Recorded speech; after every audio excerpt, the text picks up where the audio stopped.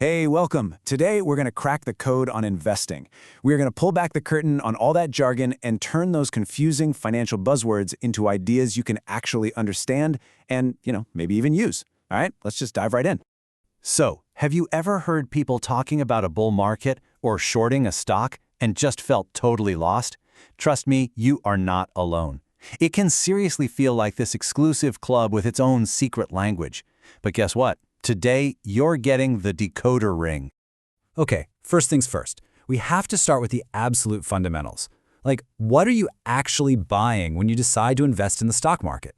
Well, it all starts with the companies themselves. Right, so when we talk about investing, we're almost always talking about public companies.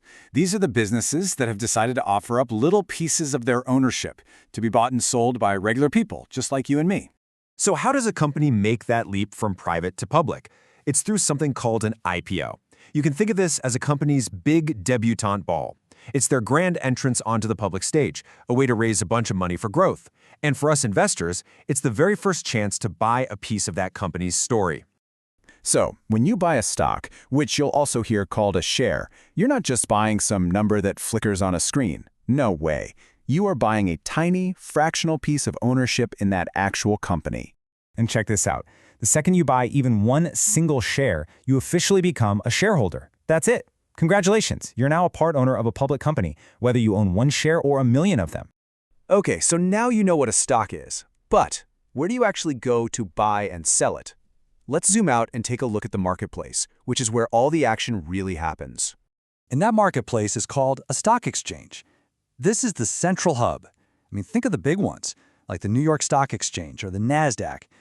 They're basically these huge, organized markets where all this buying and selling of companies' shares happens, all day, every day. Now, you're always going to hear people talking about whether we're in a bull market or a bear market. The names are actually pretty cool. They come from how the animals attack. A bull thrusts its horns up, which means prices are rising. A bear, on the other hand, swipes its claws down, meaning prices are falling.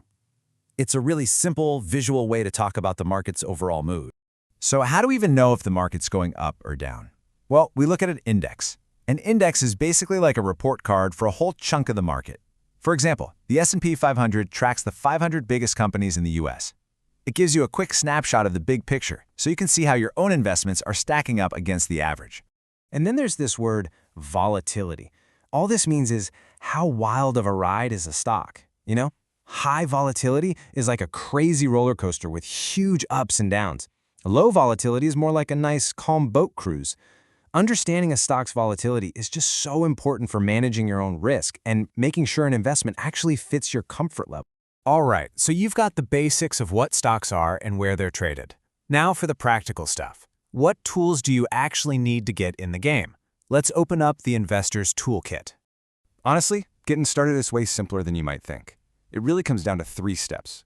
First, you choose a broker. That's who will place your trades. Second, you fund your account, put some money in it. And third, you start building your collection of investments, which we call a portfolio. That's pretty much it. So let's quickly run through those key tools. Your broker is just your gateway, the online platform you use to make your trades. Your portfolio is just a fancy word for all the investments you own, all bundled together. Then you have ETFs, which are awesome. An ETF is like buying a whole basket of different stocks all at once. And last, there are bonds. Bonds are a little different. Instead of owning a piece of a company, you're essentially loaning money to a company or a government, and they promise to pay you back with interest. Okay, now for the really fun part. Once you're in the game, how do you even approach it? Let's talk about a couple of common strategies and some of that really colorful slang you're bound to hear. When it comes right down to it, you're really just making a bet on which way a stock is headed. Most people go long. That means you buy a stock hoping its price goes up so you can sell it later for a profit. But you can also short a stock, which is a much riskier bet that its price is actually going to go down. There are also different philosophies on how to pick stocks. Value investors, they're like bargain hunters. They're looking for good, solid companies that they think the market is underappreciating right now. Growth investors, on the other hand, they're looking for the next big thing. Younger companies that they think are going to grow way faster than everybody else. And you'll hear some seriously wild slang. If a stock is going to the moon, it means the price is just soaring.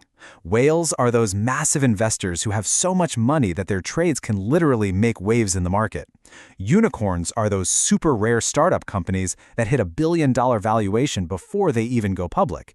And maybe the weirdest one? A dead cat bounce. It's a pretty grim name for a tiny little price recovery that happens in the middle of a much bigger crash. Now, let's get serious for a second. With any kind of investment, there's always risk, but there's also the potential for some pretty incredible rewards. The key is understanding both sides of that coin before you start. You just have to be aware of the risks. Using leverage, which is just borrowed money, can make your profits bigger, but it can make your losses bigger too. And you've got to watch out for scams, like a pump and dump, where people artificially hype up a stock just to sell it to unsuspecting investors. And please, try to avoid panic selling. Making big decisions based on fear is almost always a losing strategy. Okay, now for the reward side. And maybe the single most powerful force in all of investing is something called compound interest. This is the magic that happens when your money starts working for you, earning returns on top of its own returns. Here's the absolute best way to think about it. Imagine a small snowball at the top of a very long hill. As it starts to roll, it picks up more snow, right? It gets bigger and bigger, faster and faster. That is exactly what compounding does for your money over time. And this right here, this shows you that magic in action. Just look at the difference between the total amount of money you put in versus that final value. That enormous gap between them, that's the power of compounding. It shows that it's not about timing the market perfectly. It's about time in the market, just letting that snowball grow and grow. So, there you have it. We've decoded the language, all the way from IPOs to ETFs, from bear markets to unicorns.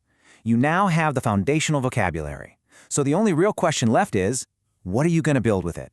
What does the first chapter of your investment story look like?